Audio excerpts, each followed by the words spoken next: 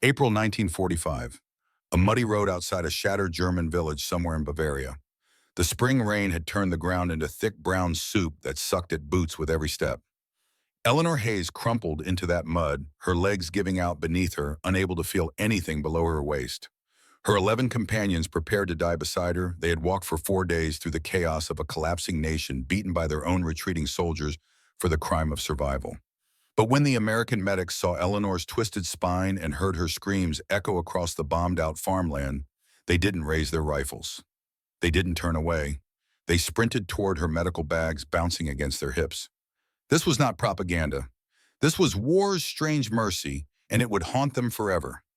But before that moment, before the choice that would define his life, there was Corporal James Miller, 24 years old, medic, brother, and a man consumed by hate. 6 weeks earlier, December 1944, Hurtgen Forest. Snow fell thick and fast, covering the bodies faster than the graves of registration units could collect them. The forest they called the meat grinder.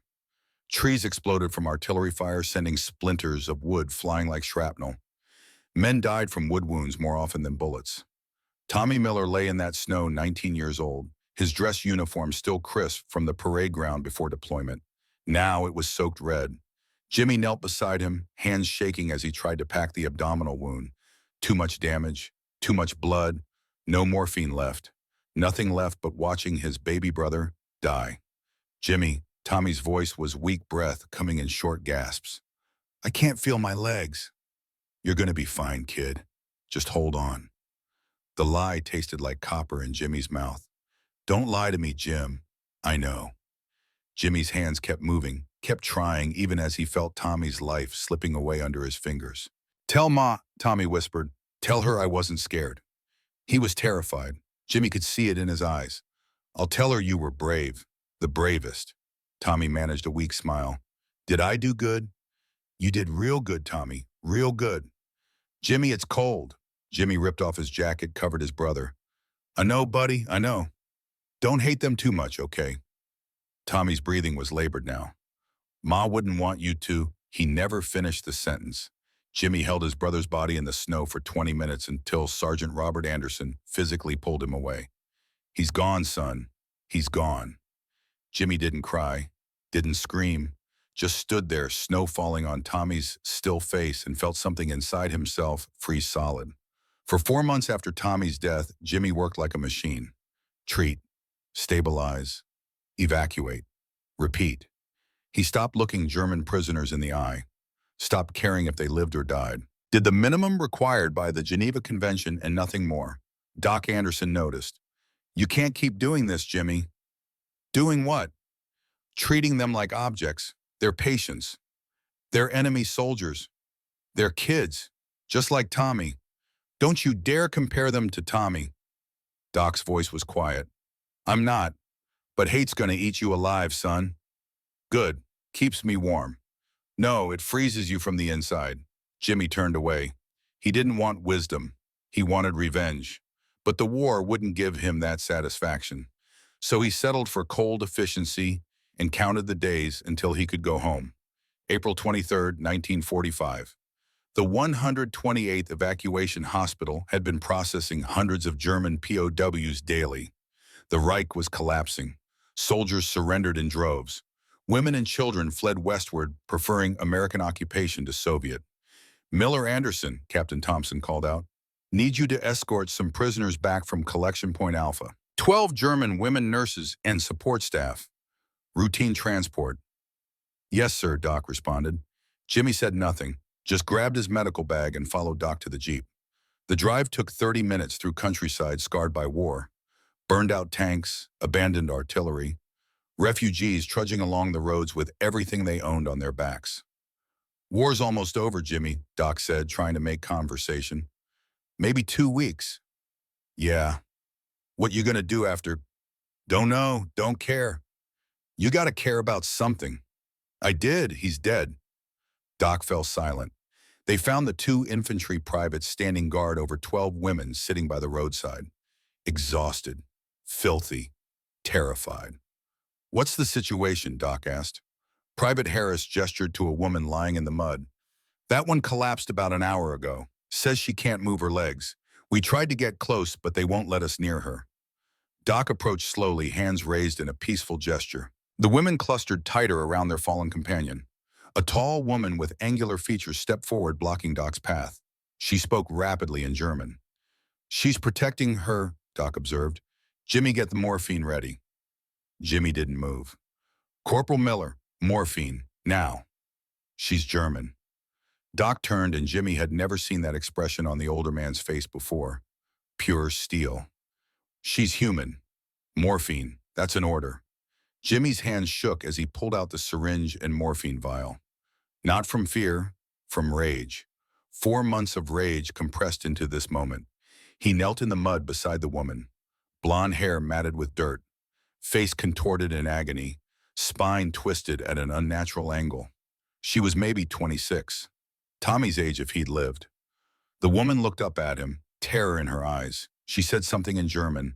He didn't understand the words but understood the meaning. Please, help me. For a moment, time stopped. Jimmy stared into those terrified eyes and saw Tommy. Saw his brother in the snow looking up at him with that same desperate hope. His hand gripped the morphine syringe so tight his knuckles went white. He could let her suffer. Let her feel a fraction of what Tommy felt. What Jimmy felt every day since. It would be justice. But then he heard Tommy's voice in his memory. Don't hate them too much. And he made a choice. Jimmy's hand steadied. He spoke softly, knowing she wouldn't understand the words but might understand the tone. This is going to help with the pain. Hold still. He injected the morphine into her arm, watched her face slowly relax as the drug took effect, saw the terror in her eyes fade to confusion then, to something that looked almost like hope. She reached out, grabbed his hand, squeezed it with surprising strength. He squeezed back. In that moment, something inside Jimmy that had been frozen since December began to thaw. Doc knelt beside him, examining the woman's spine. Fracture at L3 to L4, possible spinal cord damage. We need to get her to the hospital now. He radioed for an ambulance while Jimmy stayed beside the woman holding her hand. The other 11 women watched in silence, their fear slowly giving way to something else. Confusion. Hope. The beginning of understanding that maybe, just maybe, the propaganda had lied. 20 minutes later, the ambulance arrived. The medics worked with extreme care, stabilizing her spine with a wooden board securing her neck, lifting her onto the stretcher with practiced precision. The whole process took 10 minutes. Every time she cried out, they stopped and waited. Jimmy watched the tall woman who'd tried to protect her companion. Tears streamed down her dirty face. She approached him slowly, said something in German. Private Weber, who'd arrived with the ambulance, translated. She says thank you for saving her friend. She says they thought you were monsters, but you're angels. Jimmy looked at his hands, still steady, no longer shaking with hate. I'm no angel, he said quietly. But maybe he thought he wasn't a monster either. The ambulance pulled away, the woman inside fighting for her life. The 11 remaining women climbed into a transport truck. Jimmy and Doc followed in their Jeep. As they drove toward the hospital, Doc finally spoke. You did good back there, son. Jimmy touched the spot on his hand where the woman had gripped him. I almost didn't. But you did. That's what matters. Tommy told me not to hate too much, his last words. Smart kid. Yeah, he was. They drove in silence, following the ambulance with its precious cargo. Jimmy didn't know it yet, but his life had just changed forever. The woman in that ambulance, fighting for every breath, would save him just as surely as he'd saved her. Her name was Eleanor Hayes, and this was just the beginning. The 128th Evacuation Hospital sprawled across 3 football fields of Bavarian countryside. Green tents stretched in orderly rows. Generators hummed, the organized chaos of military medicine in full operation. Dr. William Foster, chief of surgery, was waiting when they arrived. 45 years old veteran of over 800 surgeries, he'd seen everything. But he moved with urgency as the medics wheeled Eleanor's stretcher into the trauma bay. Report, he barked. Jimmy stepped forward. Female mid-20s spinal trauma L3 to L4 region. Possible fracture with spinal cord compression. Loss of sensation below waist. Administered 10 milligrams morphine at 14:45. Vitals stable but critical. Foster examined the x-rays quickly. Prep OR2, full spinal surgery team. This is going to take a while. He looked at Jimmy. Good work stabilizing her, Corporal. We'll take it from here. Sir, Jimmy heard himself say, request permission to observe the surgery. Foster raised an eyebrow. She's a German POW. You don't have to. I know, sir, but I want to. Foster studied him for a moment, then nodded. Scrub in. You can assist. The surgery lasted 5 hours. Jimmy stood in operating room 2, masked and gloved, watching Dr. Foster work with the precision of a master craftsman. The spinal column laid open vertebrae exposed the delicate work of stabilizing shattered bone while avoiding permanent nerve damage. Suction, Foster commanded. Jimmy provided it. I need to insert pins here, here, and here, Foster explained. Pointing, 4 total. They'll stabilize the vertebrae while the bone heals.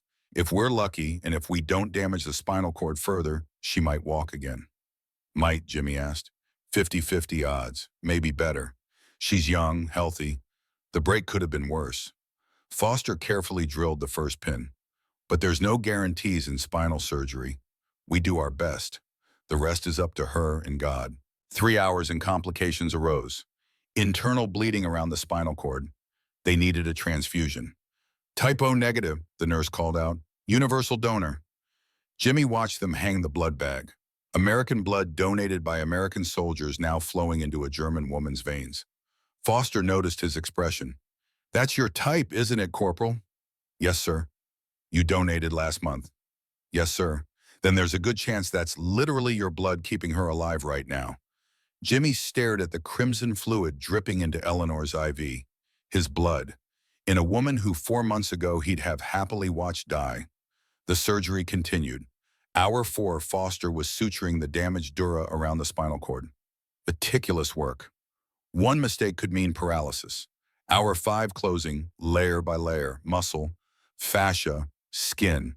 Finally, Foster straightened, removed his gloves. Vitals. Stable, sir, the anesthesiologist reported. BP 110/70.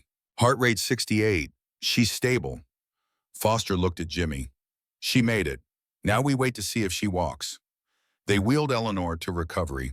Jimmy followed, though his shift had ended hours ago.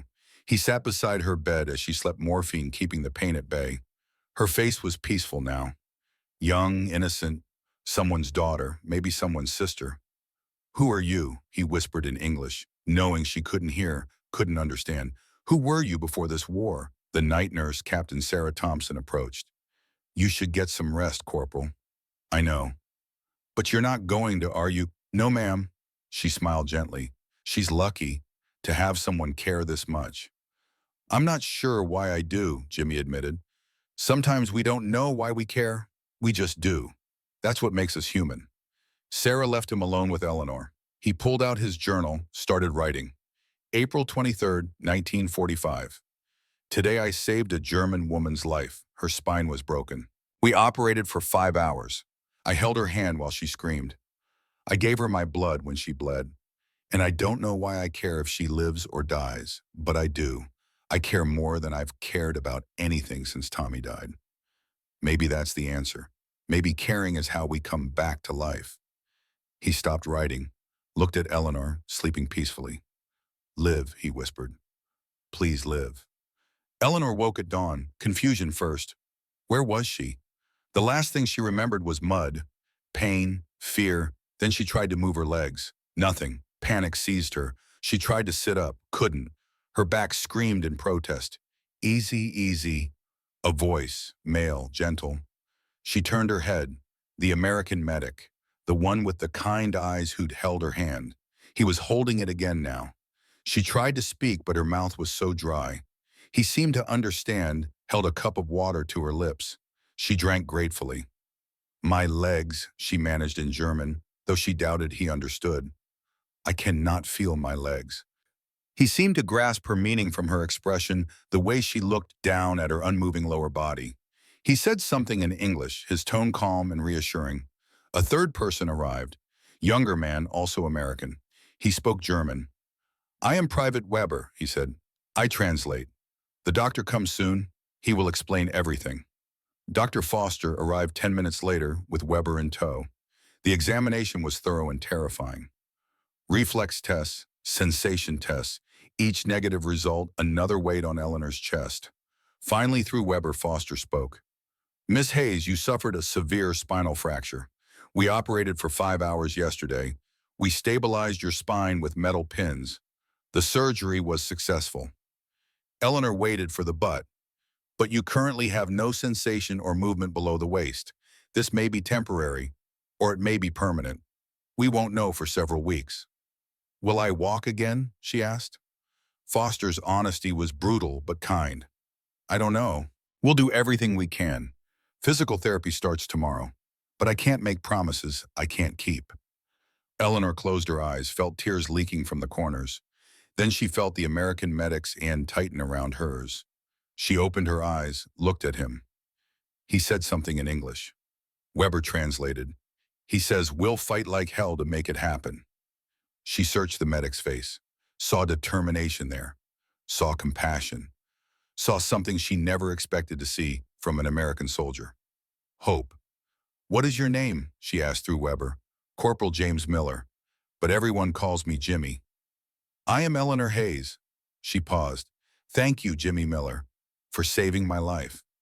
You're welcome, Eleanor Hayes. Their hands remained clasped. Two people from opposite sides of a war holding on to each other like lifelines, because that's exactly what they were. 3 days passed. Jimmy wasn't officially assigned to Eleanor's care, but he found ways to be there. Morning visits before his shift, evening visits after, bringing small comforts, an extra blanket, a cup of real coffee, flowers from the field outside the hospital. They couldn't really communicate. Eleanor's English was minimal. Jimmy's German was non-existent. But they didn't need words. He'd sit beside her bed, hold her hand, and they'd exist together in comfortable silence. On day 3, Rebecca Mills arrived, the physical therapist. 29, energetic from Texas with a no-nonsense approach that both terrified and inspired. Eleanor Hayes, Rebecca's voice boomed, I'm going to make you walk again. Through Weber, Eleanor understood. The first session was torture. Move your right big toe, Rebecca instructed. Eleanor closed her eyes, concentrated with everything she had, forehead dripping sweat, jaw clenched. Nothing. Try again. Again, Eleanor poured all her will into moving one tiny toe. Nothing. She screamed in frustration, slammed her fist on the mattress. Jimmy stepped forward instinctively, but Rebecca held up a hand. Let her process. Eleanor? Rebecca's voice was firm. Look at me. She did, tears streaming. This is day 1. Day 1, now I see. Nobody walks on day 1 after spinal surgery. But we try. Every single day we try. And one day, maybe tomorrow, maybe next week, that toe will move.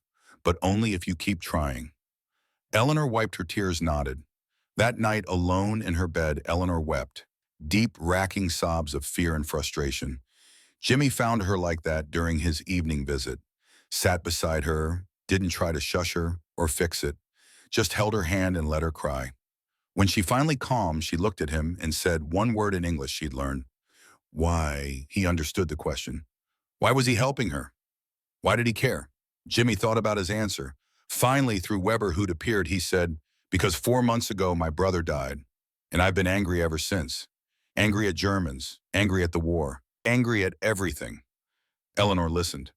But when I look at you, I don't see an enemy.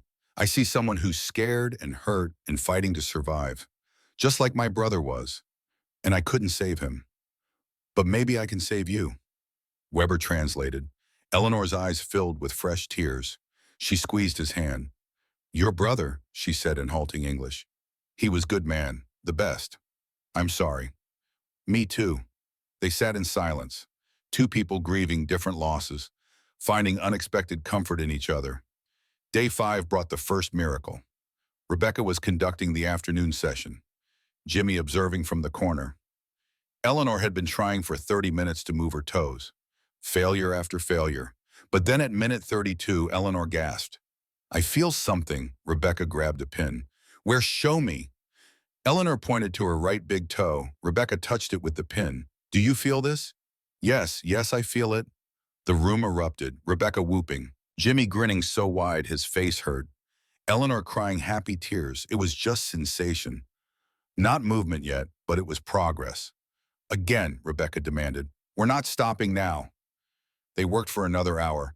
By the end, Eleanor could feel sensation in her right foot up to the ankle. The nerves were reconnecting. That evening, Jimmy wrote in his journal, April 28, 1945. Eleanor felt her toe today. Just sensation, not movement yet. But it's proof the nerves are alive. Proof she might walk. I haven't felt this happy since before Tommy died. It's strange, she's German. We're supposed to be enemies. But when she succeeds, I feel like I succeed. When she hurts, I hurt. What is that? What are we to each other but don't have the answer? But I know she matters. More than I ever expected. Day 7 brought movement. Eleanor was in session with Rebecca. Jimmy present as always.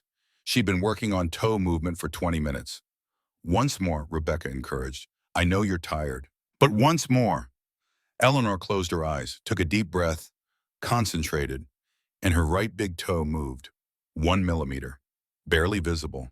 But all 3 of them saw it. Eleanor's eyes flew open. You did. Jimmy couldn't contain himself. Do it again. She focused. The toe moved again. Clearer this time. Eleanor screamed, not in pain, in pure, unbridled joy. Rebecca grabbed her in a hug. Jimmy stood there grinning like an idiot. We're going to get you walking, Rebecca promised. I swear to God, we're going to get you walking. Eleanor looked at Jimmy through her tears. I did it. You did it. Because of you. No, because of you. You did this. But they both knew it was together. Neither could have done it alone. 1 week after the surgery, the 11 other German women were allowed to visit Eleanor. Margaret Porter, the tall woman who'd protected Eleanor on the road, led the group. She approached Jimmy, first spoke in rapid German. Weber translated. She says you are the medic, the one with shaking hands. Jimmy was surprised she'd noticed that detail. Yes. Your hands don't shake now. He looked at his hands, steady as stone. No, they don't. What changed? Margaret asked through Weber. Jimmy thought. I stopped being angry, started being human. Margaret's expression softened. She spoke at length, Weber translating. We were taught you were monsters. Propaganda told us Americans would kill us. Us rape us, leave us to die. That you had no souls. But you have the biggest soul I've ever seen. You chose mercy when you could have chosen revenge. That's the hardest thing. Thank you. For all of us. Jimmy didn't know what to say, just nodded. The women gathered around Eleanor's bed. Tears, laughter, relief. They'd all survived. One woman, Betty Wilson, approached Jimmy afterward. She spoke some English. You saved her life, Betty said. Why? Because it was the right thing to do. Even though we are enemy, Jimmy looked at Eleanor laughing with her friends. I don't see enemies anymore. Just people. Betty smiled. You are good man, Jimmy Miller. As April turned to May, Eleanor's progress accelerated.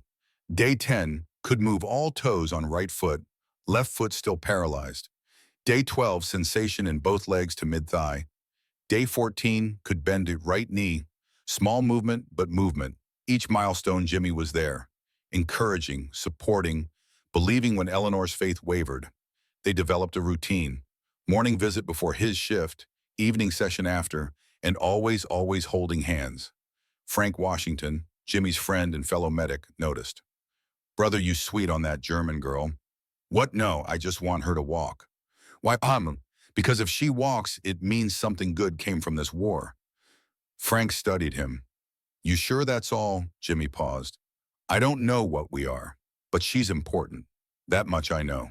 Does she know what? That she matters to you? Jimmy thought about that. I think so, yeah. May 7th. Rumors swept through the hospital. Germany was about to surrender. The war was ending. At 3 a.m. on May 8th, it became official. The announcement came over the loudspeakers. Germany has surrendered unconditionally. The war in Europe is over. The hospital erupted in celebration. Music, dancing, tears of joy and relief. Jimmy sat on his cot listening to the chaos outside. Feelings mixed in a complicated tangle. Happy the war was over. But Tommy didn't live to see it. He pulled out Tommy's last letter, always in his pocket. Read it again for the 1,000th time. I hope I live to see peace. He didn't. Jimmy stood, needed to see Eleanor, needed to tell her. The recovery ward was quiet despite the celebration outside. He found Eleanor awake, listening to the distant cheering. Eleanor, he whispered. She turned surprised. Jimmy, The war. It's over. Germany surrendered. She understood enough English now. Her face showed complex emotions: relief, sadness, fear. Your country lost, Jimmy said gently. I know. Her English improving daily. But killing stops. That is good. Yeah, killing stops. Silence. Then Eleanor asked, You are happy, Jimmy considered. I don't know. My brother died. He won't see this piece. I am sorry. She reached for his hand. My students, many dead too. Children I taught. They held hands in the darkness, sharing grief. What happens now? Eleanor asked. To me, you'll go home eventually. München, repatriation process will take time. Fear crossed her face. What if München is destroyed? What if parents are dead? Then we'll find out, together. Together, hope in her voice. I'll help however I can. Eleanor squeezed his hand. Why you so kind to me? Jimmy didn't have an easy answer. Because you remind me that even in the worst times there's good, and I need that reminder. She studied his face in the dim light. You carry heavy weight, Jimmy Miller. So do you. Maybe we carry together, weight is lighter. Jimmy smiled, truly smiled. Yeah, maybe we do. Day 22, May 16th, 1945. 3 weeks since the surgery. Eleanor could wiggle all toes, could bend both knees. Sensation had returned to both legs almost completely. But she hadn't stood yet, hadn't tried to bear her own weight. Today was the day. Rebecca Mills set up parallel bars in the recovery tent. 2 metal rails waist-high 3 feet apart. Standard equipment for spinal rehabilitation. Eleanor sat in her wheelchair between the bars, face tense with fear and determination. Jimmy stood to the right, Rebecca to the left. Dr. Foster observing from behind with his clipboard. Ready? Rebecca asked. Eleanor looked down at her legs. 3 weeks ago, they were dead weight. Now they could move, could feel, but standing, supporting her body. I am afraid, Eleanor admitted. I know, honey, but we got you, right, Jimmy? Right, I got you. Eleanor took a deep breath. Okay, we try. Rebecca walked her through it, feet flat on the ground first. Eleanor complied. The cold floor sent sensation through her feet. She could feel it. Hands on the bars, gripped tight. Eleanor's knuckles went white from the pressure. On 3, push with your arms and try to straighten your legs. Don't worry about standing completely. Just straighten. Ready? 1, 2, 3. Eleanor pushed. Her face turned red with effort. Veins stood out in her neck. Arms trembling. Her legs barely moved. Maybe 20% extension. Then they gave out. She collapsed back into the wheelchair, panting. I cannot. Jimmy knelt to eye level. Yes, you can. You just did 20%. Tomorrow it'll be 21. We build slowly, again. Eleanor looked at Rebecca, who nodded encouragingly. Again, Ma, Eleanor said through gritted teeth. Second attempt. This time her legs straightened to 40%. Held for 2 seconds. Progress. Better, Rebecca clapped. Much better. Once more. I need minute. Take your time.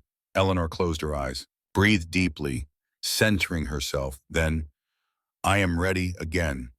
Third attempt. Eleanor gripped the bars. 3 deep breaths, then pushed. Her legs trembled violently, every muscle quivering with effort. But they straightened. 60%, 70, 80. Keep going, Rebecca urged. Eleanor's face contorted. Sweat poured down her temples. But she pushed. 90%. And then she was upright. Not completely straight, slight bend at the knees, but vertical, standing. Oh my God, Rebecca whispered. Hold it, Dr. Foster called. How long can you hold? 5 seconds. 10, 15. Jimmy's hands hovered at Eleanor's waist, ready to catch if needed. But she didn't need it, shaking like a leaf but standing. 20 seconds. 25. Eleanor, look at me, Jimmy said softly. She turned her head slightly. Their eyes met, and in her eyes pure triumph mixed with disbelief. You're standing. I am standing, she whispered. 30 seconds. That's enough for first, Rebecca started to say. No. Eleanor cut her off. I walk. Eleanor, you don't have to. I walk. Silence. Then Dr. Foster, let her try. Eleanor shifted weight to her right foot, lifted the left just 1 inch off the ground. The bars rattled from her trembling. She moved her left foot forward, 6 inches, planted it. The crowd that had gathered held its collective breath. Right foot, lifted, forward, 6 inches, 1 step. Left foot, forward, 2 steps. Right foot, only 4 inches this time. Exhaustion hitting hard. 3 steps. Eleanor's strength gave out. Her legs buckled. Jimmy and Rebecca caught her smoothly, lowered her gently into the wheelchair Weber had pushed behind her. But the damage was done, in the best possible way. The recovery tent erupted. Applause, cheers, nurses crying, medics clapping, patients applauding from their beds. Eleanor collapsed into the wheelchair sobbing, not from pain, but from overwhelming emotion. Jimmy knelt beside her, still holding her hand. "You walked." "I walked." She laughed through tears. "3 steps." "I walked 3 steps." Margaret pushed through the crowd, embraced Eleanor. "I knew it. I knew you would." Betty right behind crying. "You did it." Grace stood back, hands over mouth, tears streaming. Dr. Foster approached unusual emotion on his normally stoic face. "Miss Hayes, in my 30 years of medicine, that's one of the most remarkable recoveries I've witnessed." Through Weber, Eleanor responded, "Not recovery, miracle. You gave me miracle." Foster shook his head. "No, we gave you tools. You did the work." Rebecca hugged Eleanor from behind. "3 steps today, 5 tomorrow, 10 next week.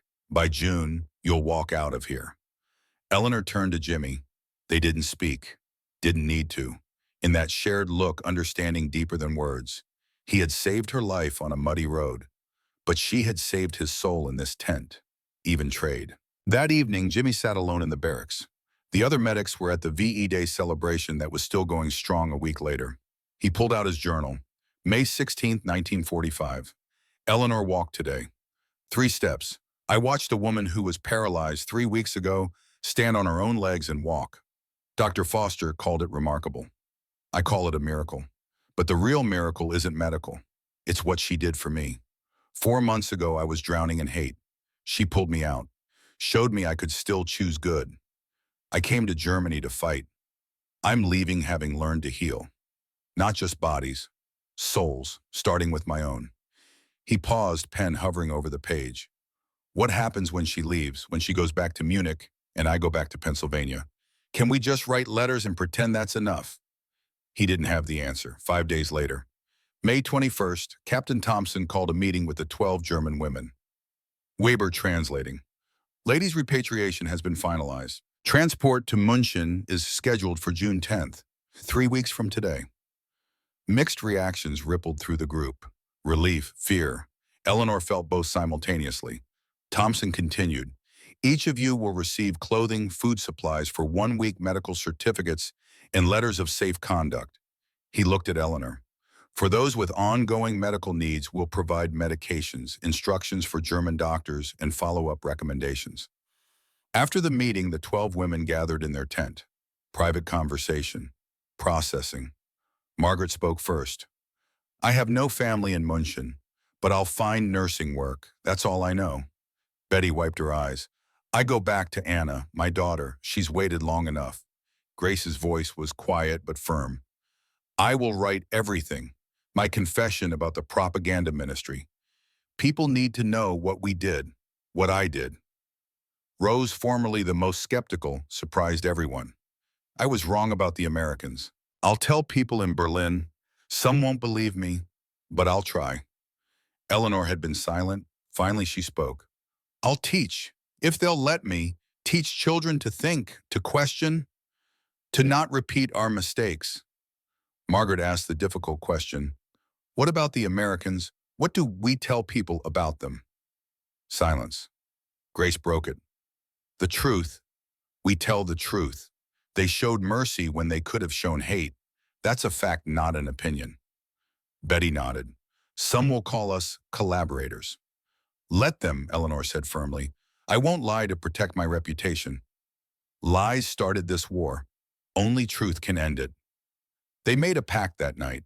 Whatever happened when they returned to Germany, they would tell the truth about what they'd experienced, about the American medics who chose mercy, about the doctors who saved enemy lives, about the nurses who showed kindness. Some might not believe them, some might hate them for it, but they would speak truth anyway. The next morning, Jimmy found Eleanor practicing walking. She could go 50 feet now with a single crutch. The limp would probably be permanent, but she was mobile. "You're getting good at that," he observed. "Thank you," she smiled. "I practice every day. Rebecca says by June I might not need the crutch at all." "That's great." Jimmy hesitated. "Eleanor, can we talk?" Of course. They sat on a bench outside the recovery tent, morning sun warm on their faces. "I heard about the repatriation date, June 10th. "Yes," Eleanor's smile faded. 3 weeks. "Are you ready to go back?" "I do not know. München is my home. My parents are there, I hope. But I am also afraid of what I will find, of what people will say when I tell them about this place, about you." Jimmy took her hand. It had become natural now, this physical connection. "What will you say about me?" Eleanor thought carefully. "I will say that a German sergeant broke my spine for trying to survive, and that American doctors gave me my legs back. That when I expected cruelty, I found kindness. That the enemy became my savior. Some people won't like that. I know, but it is truth." She squeezed his hand. "What will you say about me? That I met a German teacher who reminded me what it means to be human. That when I was drowning in hate, a woman I was supposed to see as my enemy threw me a lifeline. That she saved my life just as surely as I saved hers." They sat in silence for a moment. "Jimmy," Eleanor said softly, "what are we to each other?" The question he'd been avoiding. "I don't know," he admitted. "Friends doesn't feel like enough. But we're from different countries, different worlds. In 3 weeks you'll be in München. I'll be going back to Pennsylvania probably in July. We'll be thousands of miles apart. So we are nothing. Just two people who met in war." "No," Jimmy's voice was firm. "We're not nothing, we're something important. I just don't know what to call it yet." Eleanor smiled sadly. "In German there is a word, Schicksalsgemeinschaft. It means people bound together by fate or destiny." "Yeah, that fits. So we are Schicksalsgemeinschaft." "We are." Another silence, comfortable despite the uncertainty. "Will you write to me?" Eleanor asked. "When I am in München and you are in Pennsylvania?" "Every week if I can. I will write back. My English is getting better." "It is. It's really good now. I practice with the nurses. They are patient with me." Jimmy made a decision. "Eleanor, I want to tell you something. Dr. Foster thinks I should go to medical school. Become a doctor, not just a medic." Her face lit up. "That is wonderful. You would be an amazing doctor." "It's 8 years, though. 4 years of college first, then 4 years of medical school." "That's a long time." "Long roads can be traveled," Eleanor said. It was something Rebecca told her during the hard days of physical therapy. "You taught me that. When I could not move my toe, you said we build slowly, one day at a time." "I did say that, didn't I?" "And you were right. So now I say it to you, 8 years is long, but it can be traveled. One semester at a time, 1 year at a time." Jimmy looked at this woman who 3 weeks ago couldn't feel her legs, who now sat beside him, walking with only a slight limp, planning to return to teaching, ready to face a destroyed country with courage and honesty. "You're pretty amazing, you know that." Eleanor blushed. "I am just teacher. You're more than that. You're proof that good can come from terrible things, that mercy beats hate, that healing is possible." She leaned her head on his shoulder. He put his arm around her. They sat like that for a long time, two people from opposite sides of a war, finding unexpected peace in each other's presence. The final 2 weeks passed too quickly. Jimmy threw himself into Eleanor's continued recovery. She could walk 100 feet without a crutch now. The limp was noticeable, but didn't slow her down much. The other 11 women also prepared for departure. The hospital staff donated clothes, food, small amounts of money. Jimmy contributed his entire month's pay, $50, to the collection. Frank noticed. "That's a lot of money, brother. They need it more than I do." "You got it bad for that German girl." "Frank, I'm not judging. I think it's beautiful. Two people finding humanity in the middle of hell. That's what we're fighting for, right? Not to destroy, but to build bridges." Jimmy smiled. "When did you get so philosophical?" War makes poets of us all. June 8th, 2 days before departure, Eleanor gave Jimmy a gift, a drawing she'd made despite her still recovering hand coordination. It showed a muddy road, rain falling, two figures, one kneeling, one lying down, their hands clasped. At the bottom, in careful English, "Where I fell and you lifted me up." May 1945. Jimmy stared at it, throat tight. "Eleanor, this is beautiful. You keep it. Remember to choose good, always." "I will." He pulled something from his pocket. "Tommy's dog tags. I want you to have these." Her eyes widened. "Your brothers, I cannot." "Please." He placed them in her hands. Tommy's last words were, "Don't hate them too much." He meant people like you. He'd want you to have these. Corral them. Remember that even in war, brotherhood can cross enemy lines. Tears streamed down Eleanor's face. She put the tags around her neck. "I wear them always, I promise. And I'll wear this." Jimmy touched her cross necklace, still around his neck after all these weeks. "We carry each other." "Forever," Eleanor whispered. "Forever." June 9th, last full day. The hospital organized a farewell gathering. The 12 women sang for the staff, a traditional German folk song, Die Gedanken sind frei, thoughts are free. Weber wrote the English translation on a board. Thoughts are free, who can guess them? They flee by like nighttime shadows. No hunter can shoot them, no person can know them. It remains so, thoughts are free. The song banned by the Nazis for its message of freedom, now sung freely in an American military hospital. When they finished, there wasn't a dry eye in the tent. Individual goodbyes followed. Doc Anderson to Margaret, "You're a good nurse, keep saving lives." "You too, Sergeant. You taught me that mercy is strength, not weakness." Dr. Foster to Eleanor. He handed her an envelope. Medical recommendations, instructions for ongoing physical therapy, and my personal address. If you ever need anything, anything at all, you write me. "Thank you, doctor, for everything." Rebecca to Eleanor. "Keep walking, girl. Don't stop." "I will not. I promise." They hugged. Betty to Frank. "Thank you for seeing us as people, not just enemies." "You were never enemies to me. Just people who needed help." At 11 p.m., Jimmy found Eleanor outside the tent looking at the stars. "Can't sleep," he asked. "Too much to think about. Tomorrow I leave. I do not know when I will see you again. If I will see you again." Jimmy sat beside her on the bench. "Eleanor, I need to tell you something." "What?" 4 months ago, I wanted to die. Not suicide, but I didn't care if I lived. After Tommy died, life felt meaningless. Every day was just going through motions. She took his hand, listening. "Then I met you, and suddenly I had a reason. Reason to wake up. Reason to try. Reason to choose good instead of hate." His voice cracked. "You gave me purpose when I had none. You saved my life, Eleanor, just as surely as I saved yours. And you gave me legs when I had none," she replied. "You gave me hope when I had fear. You gave me proof that kindness exists even in war. We save each other." "Yeah, we did." They sat close, foreheads touching. Not kissing too complicated too soon, but connected in a way that went deeper than romance. "Wherever you go, Jimmy Miller, you carry part of me. And you carry part of me." Tommy's dog tags around her neck, her cross around his. Physical proof of spiritual bond. "I love you," Eleanor said suddenly. "I do not know if that is right thing to say. We are from different worlds. We barely know each other. But I must say it before I leave. I love you." Jimmy felt his heart expand and break simultaneously. "I love you too. I don't know what that means for us. I don't know if we have a future. But I know I love you. Then we have that. Whatever happens, we have this moment, this truth, and no one can take it from us." They held each other under the stars, two people who'd found love in the last place anyone would expect.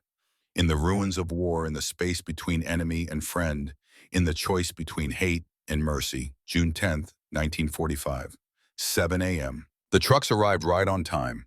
Two transport vehicles, one for passengers, one for their meager belongings. Hospital staff lined up to say goodbye. The entire medical team that had cared for these women over the past weeks. The 12 women walked toward the trucks. Eleanor walked without assistance, just a slight limp. Proof of the miracle. One by one, they said final goodbyes. Margaret embraced Jimmy. Thank you. For all of us. Betty shook his hand. My daughter will hear this story about the American medic who chose mercy. Grace bowed slightly. You showed me that redemption is possible, that people can change. I will never forget. The others, each in their own way, expressed gratitude. Eleanor was last. She walked to Jimmy. They stood face to face. Be a good doctor, she said. Be a good teacher. Teach truth. Heal with love. They embraced, long, tight, desperate, both knowing this might be forever goodbye. When she pulled back, she touched Tommy's dog tags around her neck. He touched her cross around his. Ich werde dich nie vergessen, she whispered. I will never forget you. He didn't know German, but he understood. Neither will I. Eleanor climbed into the truck, found a seat by the rear opening. As the truck pulled away, she looked back. Jimmy stood in the same spot waving. She waved back until the truck turned the corner and he disappeared from view. That night, alone in the barracks, Jimmy wrote in his journal, June 10th, 1945. Eleanor left today, watched her truck drive away, felt like losing part of myself, but also felt complete. Is that possible, to feel loss and completeness at the same time? I think it is. Because she's not really gone. She's in here in my heart, in choices I'll make, in mercy I'll show, in lives I'll save. Doc says I have orders. Shipping home, July 15th, 5 weeks. Then Temple University, medical school, 8 years of study, long road. But Eleanor taught me that long roads can be traveled. I'm going to be a doctor, the best doctor I can be. I'm going to save lives, thousands of them, because one woman on one muddy road showed me that's what matters. Not revenge, not hate, not even victory, just mercy, just healing, just love. Thank you, Eleanor Hayes, for everything. Wherever you are, be safe, be strong, be you, and know that somewhere in America, a medic turned student is carrying your faith around his neck, forever. July 20th, 1945. Philadelphia train station, 7:45 p.m. The train whistle pierced the humid summer evening as Jimmy stepped onto the platform. Pennsylvania heat wrapped around him like a wet blanket, nothing like the crisp Bavarian spring he'd left behind. His duffel bag hung from one shoulder, uniform, wrinkled from 3 days of travel. Dr. Foster's medical textbook in one hand, already read cover to cover during the journey. Eleanor's cross hidden beneath his shirt. He touched it whenever anxiety crept in, which was often. Jimmy, his mother's voice cut through the crowd like a knife through butter. Sarah Miller, 58 years old, her hair grayer than in the photos Tommy had sent, thinner than Jimmy remembered. But her eyes, those same warm brown eyes, lit up when they found him. She ran. Jimmy hadn't seen his mother run since he was a boy. The embrace nearly knocked him over. Both of them crying. No words needed.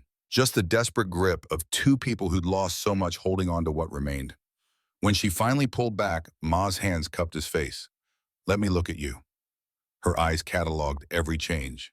You're thinner, older, but you're here. You're really here. I'm here, Ma. His voice came out rough. Come on, borrowed Mr. Peterson's truck. It's out front. She grabbed his hand, wouldn't let go. The drive home passed in comfortable silence for the first 10 minutes. Jimmy watched Pennsylvania countryside roll by.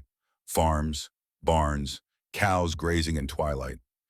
Everything so normal, so utterly unlike war. How was it? Ma finally asked. The war. He could have lied, could have said, fine, don't worry about it, I'm okay. But Ma deserved truth. Hard, really hard. Saw things I cannot unsee. Lost people I cared about. He paused. But I also found things. Found purpose. Found redemption, maybe. Ma waited. She'd always been good at waiting. I wrote you about Eleanor, the German woman, the teacher with the broken spine. Ma's voice was carefully neutral. Yeah, her. Jimmy pulled out the photograph, pointed. That's her, standing there with the crutch. Ma glanced while driving. She's pretty. Ma. I'm just saying. A small smile played at her lips. What happened, Bed, to her after you left? She went back to Munich, June 10th. Got one letter through Red Cross mail before I shipped out. Her parents are alive. Cities mostly destroyed but rebuilding. She starts teaching again in September. And you have a medical school. Temple University? GI Bill approved. I start September 5th. He hesitated. If that's okay with you. Ma's smile widened. Your father would be so proud. The mention of Dad sent a spike of pain through Jimmy's chest. I'm sorry I wasn't here. For the funeral. You were saving lives. He understood. Ma's voice was firm. He died proud of both his boys. Don't you ever doubt that. Home looked exactly as Jimmy remembered. Small two-story house in the suburbs, white with blue shutters. Ma's garden. The porch Dad had built. Memories in every corner. Inside, the smell of pot roast hit him immediately. You didn't have to. Hush, sit, eat. Ma pushed him toward the dining table already set for two. Over dinner, she asked careful questions.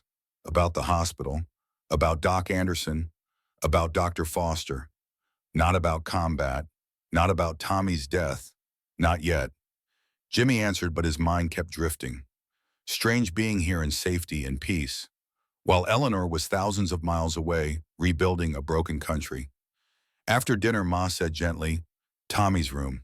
I kept it the same. Jimmy's throat tightened. Can I? Of course, honey. He climbed the stairs slowly, stood outside Tommy's door for a full minute before turning the knob. Everything exactly as he remembered. Bed made with military precision. Tommy had been proud of that. Books on the shelf, baseball glove on the dresser, photos on the wall, high school graduation, Tommy in dress uniform, Christmas 1943, the last one together. Jimmy sat on the bed. The springs creaked in that familiar room. He picked up the baseball glove, Tommy's most prized possession. The leather still smelled right. I'm sorry, kid, he whispered to the empty room. I'm sorry I couldn't save you. Silence. But I did what you asked. Didn't hate too much, chose mercy instead. He paused, wiping his eyes. Met this woman, Eleanor. You'd like her. She's strong, smart, kind. A wet laugh escaped. Ma thinks I'm sweet on her. Maybe I am. I don't know what we are. More silence. I'm gonna be a doctor. Gonna save people. Lots of them. In your honor, in her honor, in honor of everyone who didn't make it home. He set the glove down carefully, noticed an envelope on the nightstand addressed to him in Ma's handwriting. Fresh, recent. Inside a letter, dearest Jimmy. If you're reading this, you're home, thank God. I didn't send this earlier because I wanted to say it in person, but now that you're here, I find I can't speak the words. So I write them. Your father died proud. His last words were, my boys are heroes. Both of you, he meant it. I know you carry guilt about Tommy, about not being there, about not saving him. But Jimmy, you couldn't have saved him. No one could. That's war. That's the terrible, unfair truth of war. What you can do is live. Fully, completely. For both of you. This woman you wrote about, Eleanor, the German teacher. I want you to know I'm not upset. I'm grateful. Grateful that in all that horror you found humanity. That you chose compassion over hate. That my son came home with his soul intact. Your father and I raised you to be kind. War tried to take that from you. She helped you keep it. So no, I'm not upset that you care about her. I'm proud. Love her if you want to. Write her. Visit her someday. Whatever your heart tells you. Just promise me one thing. Live. Live enough for two. For you and Tommy. Be the doctor. Save the lives. Love the girl. Build the future. That's what Tommy would want. That's what I want. That's what you deserve. Welcome home, my beautiful boy. Love always, Ma. Jimmy folded the letter carefully. Lay down on Tommy's bed, staring at the ceiling with its familiar crack shaped like lightning. First night home in 18 months. Felt both right and wrong. Right to be safe. Wrong that Tommy never would be. Eventually, exhaustion won. He fell asleep fully clothed, boots still on. For the first time in months, he didn't have nightmares. Just dreams of muddy roads and walking miracles. Meanwhile, 6,000 miles away, Eleanor Hayes was having her own homecoming. June 10th, Munich Hauptbahnhof, 3 p.m. The train screeched to a halt. Eleanor pressed her face against the grimy window, heart pounding, as she took in what remained of Munich's main station. Half the roof was gone. Collapsed steel beams jutted toward the sky like broken bones. The platforms were cracked, hastily repaired with whatever materials could be found. "We're here," Margaret said quietly from the seat beside her. Home. But was it home? Could rubble be home? Eleanor gripped her single crutch, the one she'd graduated to in the final week at the hospital, and stood carefully. Her legs held. They always held now. The 12 women disembarked together, clutching their small parcels of donated clothes and food. American soldiers processed them quickly. Papers checked, stamps applied, welcome home, offered in broken German. Eleanor scanned the crowd waiting beyond the checkpoint. Families reuniting, some joyful, many tearful, so many searching for loved ones who would never come. Then she saw them. Mama, Papa. Her parents looked decades older. Her father, Otto Hayes, 64, seemed to have aged a lifetime. Thin, stooped gray. Her mother, Anna, 60, wore a threadbare coat and shoes held together with wire. But they were alive.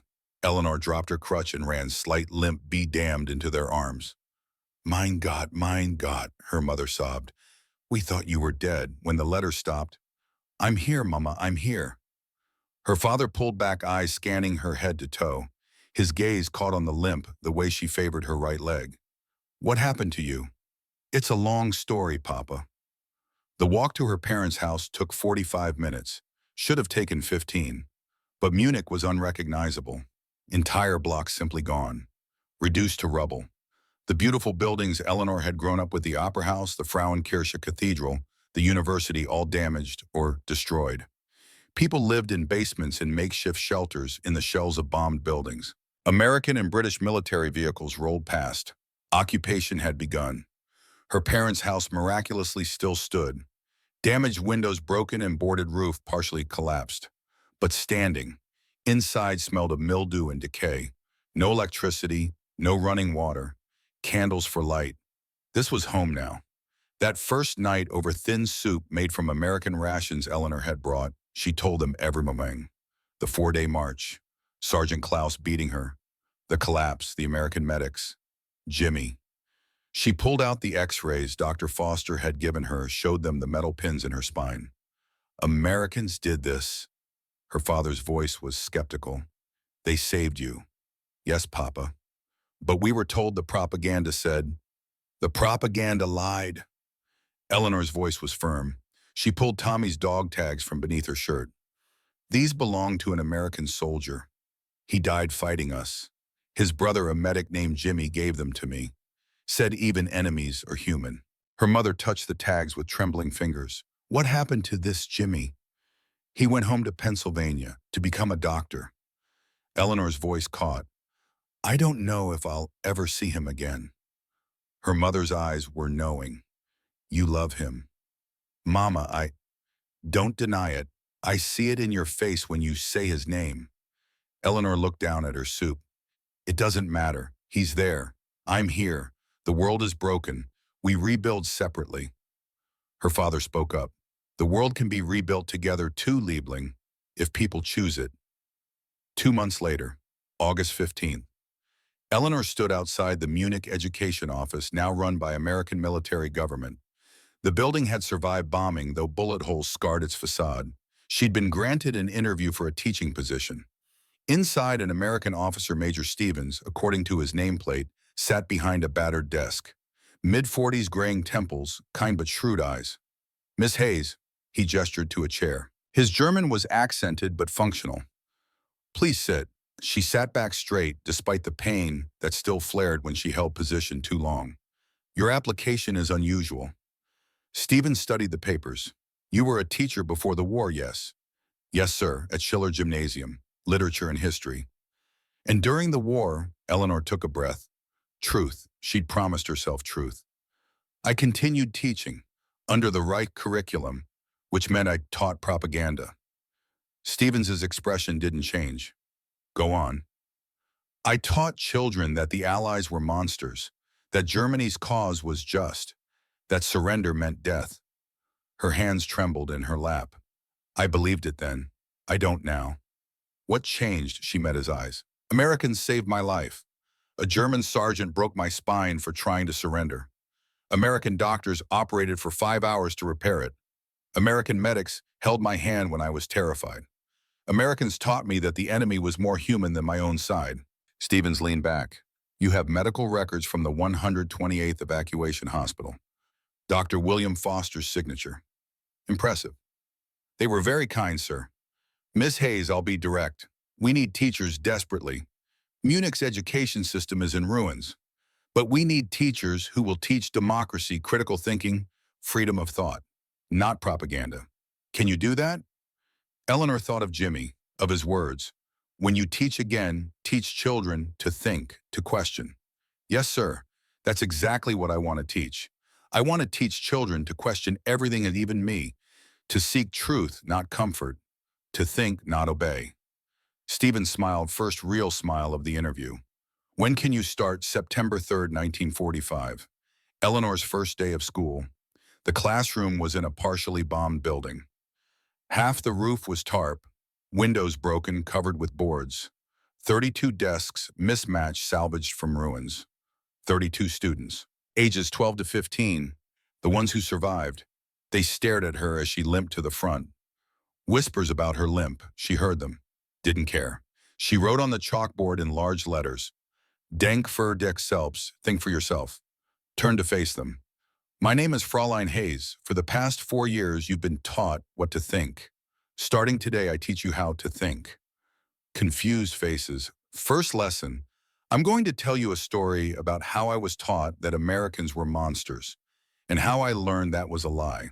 She pulled a chair to the front, sat, standing too long, still hurt. And then you were going to tell me, how do we know what's true? How do we know what's propaganda? That's your assignment, not to answer me, to question me. One boy, maybe 13, raised his hand tentatively. But Fraulein, isn't that dangerous to question? It's the most important thing you can do. Questioning is how we rebuild, not with blind obedience, with thought. She told them everything. The march, the beating, the American medics, the surgery, the recovery. She showed them her x-rays, let them see the metal pins. A German officer crippled me for trying to survive. American doctors gave me back my legs. What does that tell you? Silence. Then a girl, maybe 14. That propaganda lied. Yes, but more than that, it tells you never trust one source. Never believe without evidence. Always question, even especially authority.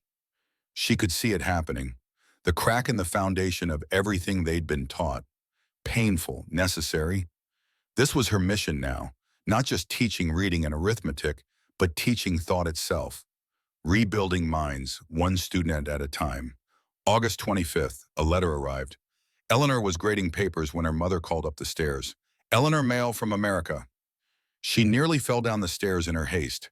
The envelope was thin, worn from travel. Red Cross stamp. Return address, Corporal James Miller, Temple University, Philadelphia, AUSA. Her hands shook as she opened it. Dear Eleanor, your letter found me. The Red Cross really are miracle workers. I'm home now. Pennsylvania. It's strange being back. Everything's the same, but I'm different. Does that make sense, Ma's doing well? She read your letter. I hope you don't mind. She said to tell you thank you for saving her boy. I told her you'd find that funny since I'm the one who saved you. She said, I don't understand mothers. I start medical school in 2 weeks. Temple University, 4 years of college first, then 4 years of medical school. 8 years total, long road. But you told me long roads can be traveled, so I'm trusting you on that. How are your legs? Are you still doing physical therapy? Please tell me you're not pushing too hard. I know you. You'd walk 10 miles just to prove you could. I think about you every day. Wonder if you're teaching. Wonder if the students believe you when you tell them the truth about the war. I hope they do. The world needs more truth tellers. I wear your cross every day. It reminds me that even in darkness there's light. You were my light in Bavaria. Still are, actually. Thank you for saving me, Eleanor Hayes. You probably don't think you did, but you did.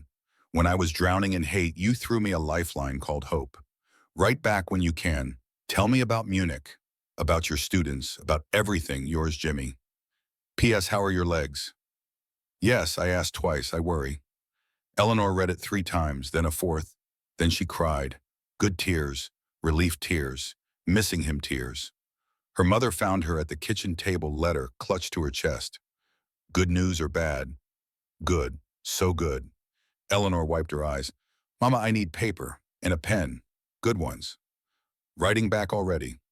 Yes, right now, before I lose courage. She wrote, Dear Jimmy, your letter made me cry. Happy tears, don't worry. I'm teaching again. Started 2 weeks ago. The students are broken but healing. Like me. Like all of us, Munich is rubble. But we're rebuilding, not just buildings, minds, hearts. The American occupation has brought food medicine organization. It's strange being governed by former enemies. But they're fair, firm but fair. My legs are good. I walk 5 kilometers every day, yes, to prove I can, you know me too well. Small limp, but no pain. Dr. Foster's work was perfect. I wrote him a letter too. He wrote back, said he's proud of my progress. I wear Tommy's tags every day. They remind me that even in war, humanity survives. That brothers protect sisters, even enemy sisters. You saved me twice, Jimmy Miller. Once with morphine and surgery, once with kindness when hate would have been easier. I think of you every day too. When I teach students to question, I think Jimmy would be proud. When I choose mercy over bitterness, I think Jimmy showed me how. Medical school, 8 years. That's so long. But you'll be an amazing doctor. You already saved so many lives. You'll save thousands more. Write me about school, about Pennsylvania, about your mother, about everything. Yours, Eleanor. P.S. I enclosed a photograph. Me at my school ready to teach. See, I'm standing strong because of you. She included a photo taken by a colleague. Her standing outside the school building, slight limp visible, but posture straight. Behind her through the broken window, the chalkboard. Think for yourself, she mailed it the next day. It would take 6 weeks to reach Pennsylvania, but it would reach him, and that was enough. The letters continued. September through December, 1945. Jimmy's first semester was brutal. 24 years old, older than most freshmen who were 18, fresh from high school. While they worried about social lives, Jimmy worried about anatomy and chemistry while carrying memories of war. But he excelled, top of his class in biology, second in chemistry. Medicine came naturally. Years of battlefield triage had taught him to think fast, stay calm, see patterns. Every Friday night he wrote to Eleanor. Every other week a letter arrived from her. Her letters told of teaching triumphs and struggles, students who questioned beautifully, students who still clung to Nazi ideology. Slow progress, painful progress, but progress. His letters told of dissecting cadavers, memorizing bones, learning the intricate machinery of the human body. Each lesson he thought, this is how I saved Eleanor. This is how I'll save others. December brought their first Christmas apart. Jimmy spent it with Ma. They visited Tommy's grave, placed flowers, stood in snow. You're doing good, son, Ma said. Your brother would be proud. Eleanor spent Christmas in a freezing Munich apartment, writing by candlelight. Her Christmas letter arrived in January. The students performed a play about peace, about reconciliation. One boy played an American soldier. One girl played a German teacher. They became friends in the play. The parents cried. So did I. This is how we rebuild, one story at a time. 1946 rolled into 1947. Jimmy accelerated his program, applied for early admission to medical school, accepted, would start medical training in 47 instead of 49. He wrote Eleanor immediately. I'm accelerating. Finish undergrad in 3 years instead of 4. Start medical school in 1947. Dr. Foster pulled strings. Says I'm ready. I hope he's right. Eleanor's response. Of course you're ready. You've been ready since that muddy road. Trust yourself like I trust you, 1947 through 48. Medical school began. Jimmy was 26 now. Most classmates were 22, 23. But his war experience gave him an edge. While they flinched at blood, he stayed steady. His hands once shaking with hate, now steady with purpose. Clinical rotations started, working with real patients. He specialized in orthopedic surgery, inspired by Eleanor's case. December 1947. Eleanor's letter changed tone. We published my testimony about teaching propaganda, about the lies I told. It's in the newspaper. Some people call me traitor. Some call me hero. Most just call me honest. I can live with that. Jimmy's response. You're the bravest person I know. Telling truth when lies are easier, that's real courage. 1948, Jimmy's second year of medical school, 80-hour weeks. Exhaustion threatened to defeat him daily. But whenever it did, he'd touch Eleanor's cross around his neck. Remember why? June 1948, Eleanor's letter. Jimmy, I need to ask you something. Please be honest. Will you come to Germany after graduation? I know it's years away, still 1949 for you. And I know you have residency after. And I know it's asking too much. But I miss you. More than I can write in letters. I dream about that muddy road. About your hand holding mine. About the moment you chose mercy. Is it foolish to hope we could see each other again? Yours, Eleanor. Jimmy stared at that letter for 3 days. Finally wrote back. Eleanor, I want to. God, I want to. But I'm afraid. Afraid that seeing you again will make it harder to leave. Afraid that I'll graduate and accept a position in Pennsylvania and never have the courage to cross the ocean. Afraid that what we had in Bavaria was just war magic that won't translate to peace. But I'm more afraid of never knowing. So yes, when I graduate in 1949, I'll come. I'll find a way. I'll use my savings. I'll get leave. I'll move mountains if I have to. I'll come to Munich. And we'll figure out what we are. Because Eleanor, I think about you every single day. When I study the spine, I see yours fractured and repaired. When I learn about neural pathways, I remember your toes wiggling for the first time. You're in every textbook, every lecture, every patient I see. I don't know what that means, but I know I need to find out. 1949. Munich, I promise. Yours, Jimmy. 1949 arrived, May. Jimmy graduated medical school. Dr. James Miller, MD. The ceremony was in Philadelphia. Ma was there crying proud tears. Dr. Foster flew in from Baltimore. Knew you could do it, son. But all Jimmy could think was 2 months until Munich. He'd arranged everything, saved every penny from part-time work during school, booked passage on a ship to Germany in July. 2 weeks visit before starting residency at Johns Hopkins in August. 2 weeks to see if the magic was still there. He wrote Eleanor, I'm coming. July 15th. I arrive in Munich, July 18th. Can you meet me at the station? Her response arrived 10 days later. I'll be there. I've been waiting 4 years. I can wait 10 more days. Come home, Jimmy. Come home. July 18th, 1950. Munich Hauptbahnhof, 2:47 p.m. The train from Paris pulled in with a hiss of steam and screech of brakes. Jimmy stood at the window, heart hammering so hard he thought it might break his ribs. 5 years. 5 years since he'd seen her face in person. Would she look different? Would the magic still be there? He grabbed his small suitcase and stepped onto the platform. Munich station had been rebuilt significantly. New roof, repaired platforms, but scars remained. Bullet holes, cracked concrete, reminders. He scanned the crowd. There. Eleanor Hayes stood near the station entrance wearing a simple blue dress, hair longer than he remembered pulled back in a loose bun.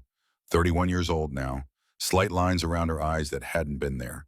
And the limp, still there, probably always would be, but God, she was beautiful. Their eyes met across 30 yards of crowded platform. Neither moved for 5 seconds. Then she smiled that same smile from the hospital and started walking toward him. He did the same. They met in the middle, stopped 3 feet apart. Hi, Jimmy said. Hi.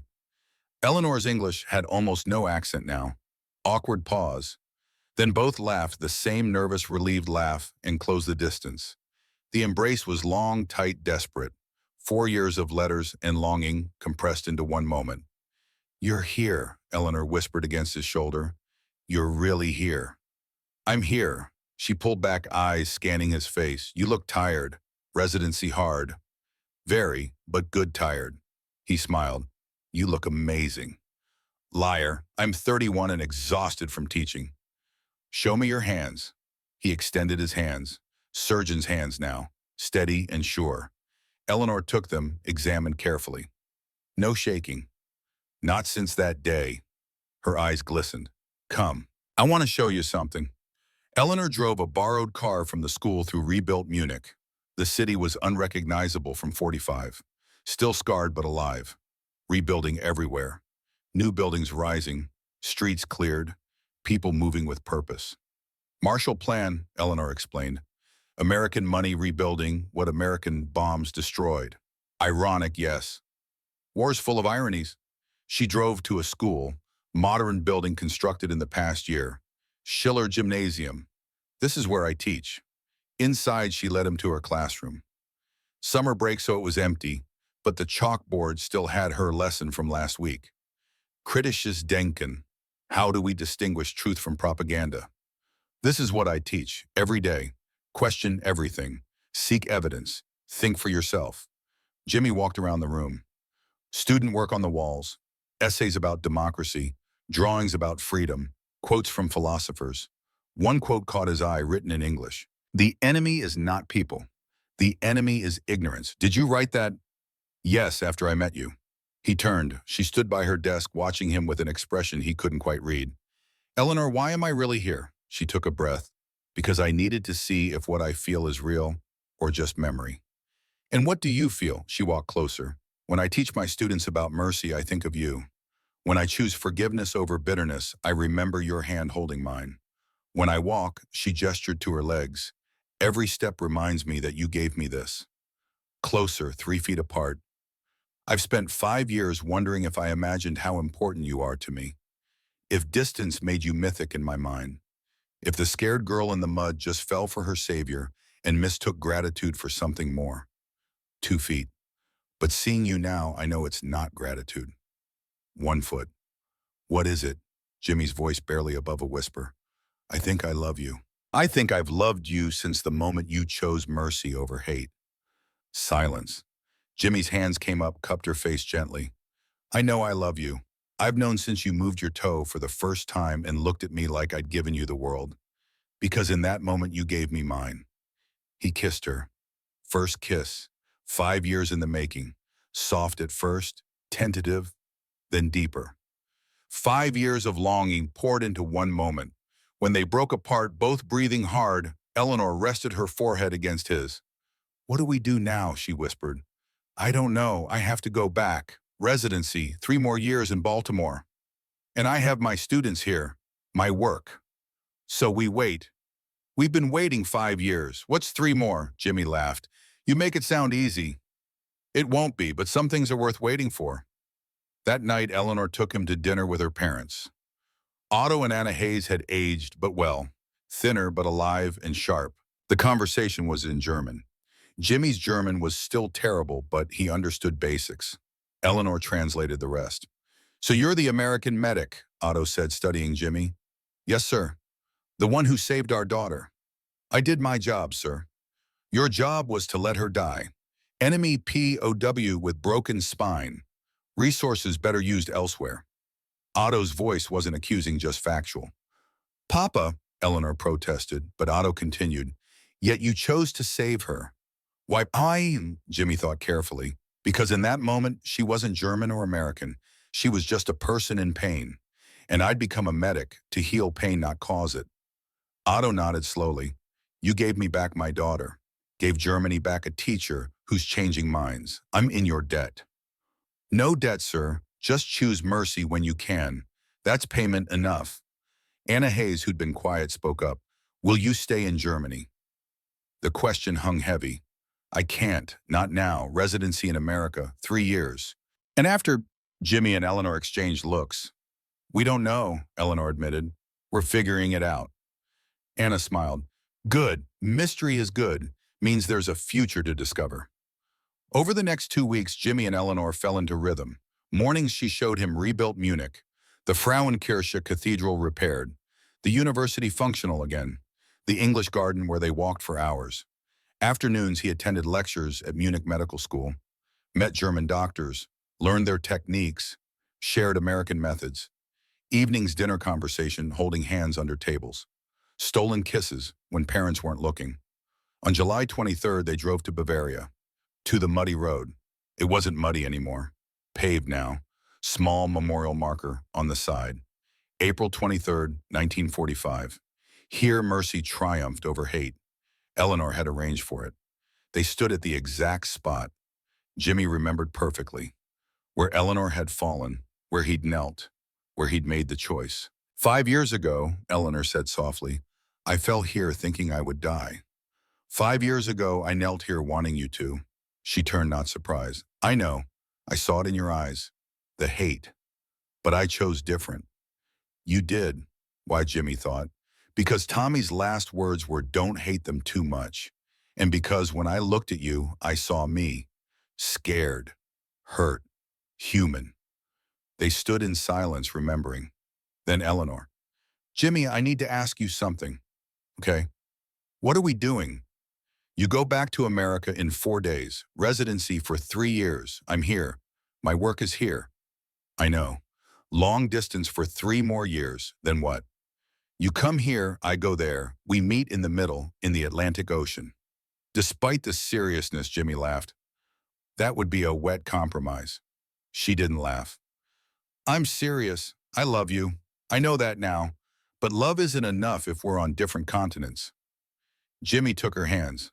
Eleanor, I don't have all the answers. But I know this. In 3 years, when residency ends, I'll have options. Johns Hopkins wants me. Philadelphia General too. But you know what else? What U.S. military hospital in Munich offered me a position. Sent the letter 2 months ago. Chief of Orthopedic Surgery, American Military Hospital, treating soldiers and German civilians. Based here, in Munich. Her eyes widened. What? I could move here, if you want me to. If I want you'd leave America for me. For you, for us, for this. He gestured to the road. This is where my life changed, where I became who I'm supposed to be. Why would I leave that? Eleanor's eyes filled with tears. What about your mother? Ma told me to follow my heart, said she didn't raise me to play it safe. 3 years is a long time. Then we write letters, like we have been, and I'll visit, summers, Christmas, whenever I can.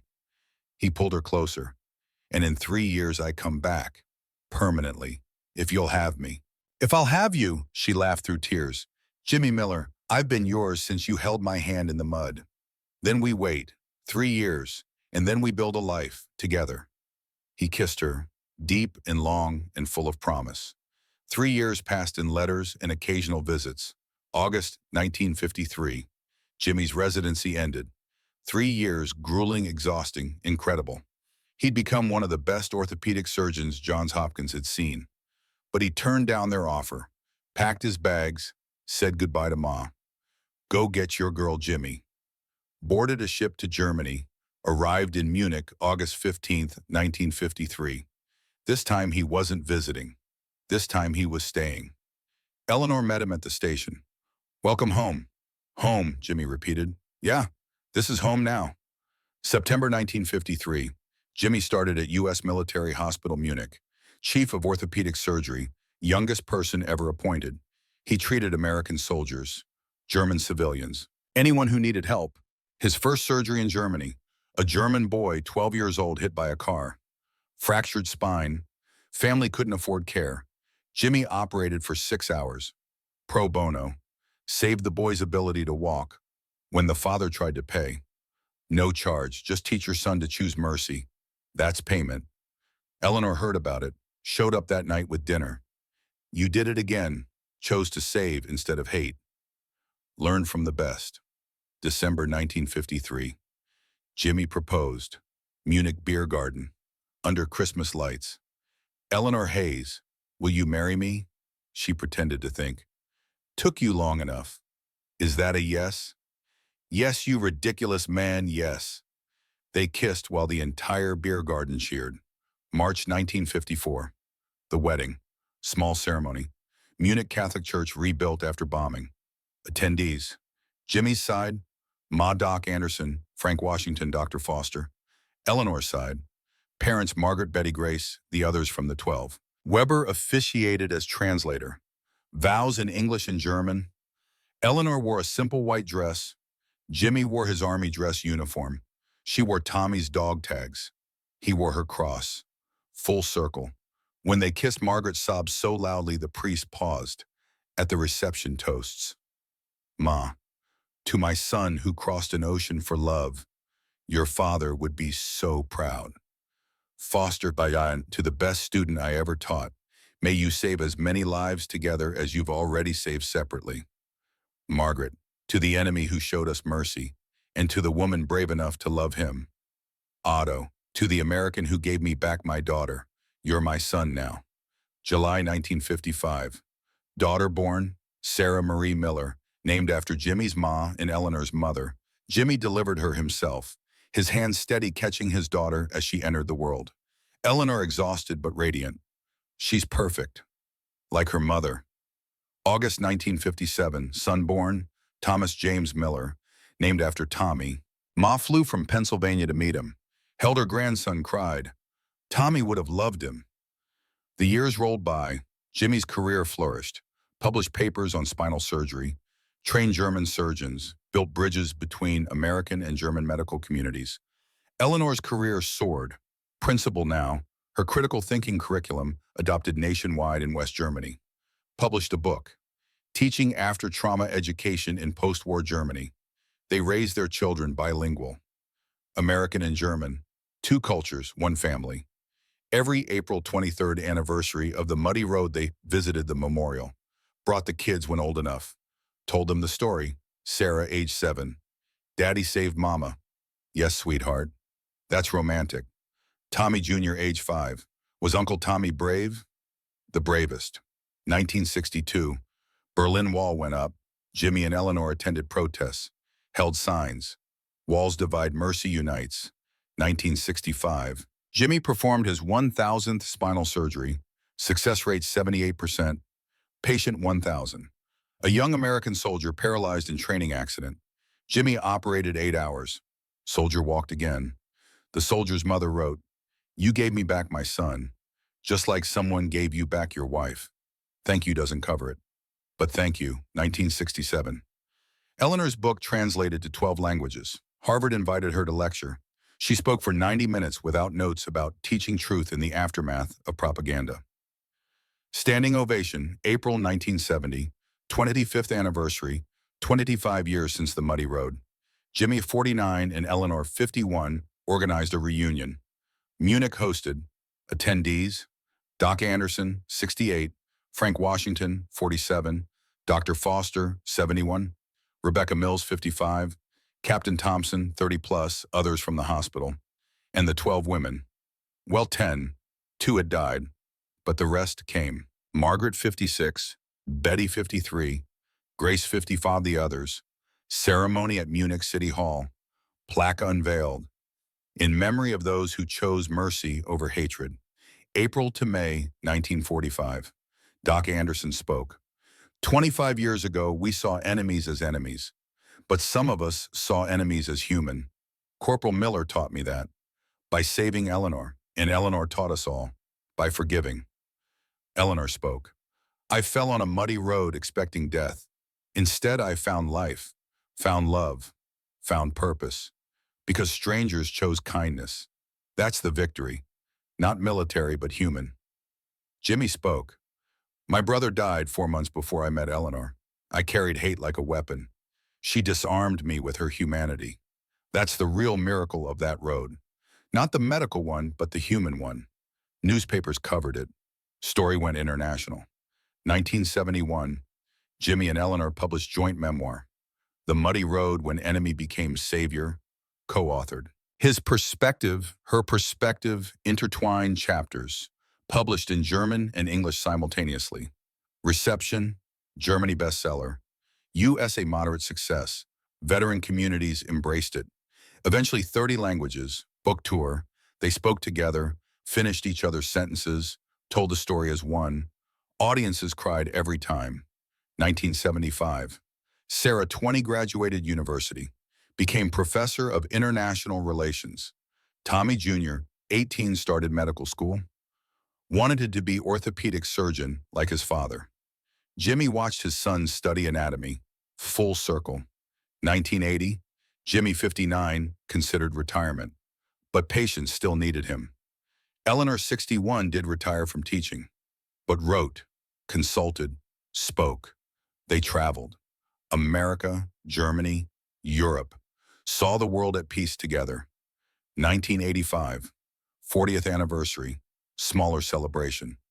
Many from the hospital had died, but core group remained. Doc Anderson, 82, frail but alive. Frank Washington, 61. A few others. And the women. Margaret, 75.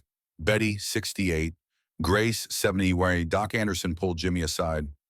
"You became a better doctor than I ever was." "Doc, that's not—" "Let me finish. You became a better man than I ever was. You chose love over hate. You chose mercy when it was hardest. Your brother would be so damn proud." Doc died 2 months later. Jimmy gave the eulogy. November 9th, 1989. Berlin Wall fell. Jimmy, 68, and Eleanor, 70, in Berlin to witness history. The wall symbol of division crumbling. Eleanor cried, "If only they'd known in 45. We didn't need walls. We needed bridges." Jimmy held her. "We built a bridge, you and I, one muddy road at a time." They watched Germans from east and west embrace, strangers becoming family, just like a medic and a teacher 44 years ago. 1990, Jimmy fully retired.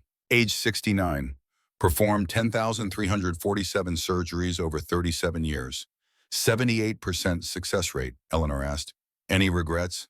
"Just one." "What one?" "That Tommy never got to meet you. You'd have loved each other." "I know him through you. That's enough." May 1995, 50th anniversary of VE Day. Major celebrations. Munich, Berlin, Washington, D.C., Jimmy, 74, and Eleanor, 76, honored at all three. Presidential recognition, chancellor recognition, medals from both countries. Their children, Sarah, 40, now renowned professor. Thomas, 38, established orthopedic surgeon. 6 grandchildren. At the D.C. ceremony, Jimmy gave a speech. "50 years ago, I hated. I was consumed by it. One woman changed that. On one muddy road in Bavaria, she taught me that forgiveness is stronger than hate, that healing, real healing, starts with one choice. Choose mercy every time." Standing ovation. 2005, 60th anniversary. Quieter celebration. Most from the hospital were gone. Frank Washington, 81, still alive. Sharp as ever. Of the 12 women, Eleanor, Margaret, Betty remained. Small gathering at the Muddy Road Memorial Site. Jimmy, 84, and Eleanor, 86, stood at the spot where it all began. 60 years, Jimmy said. "Best 60 years," Eleanor replied. "Any regrets?" "Never you, not 1 second."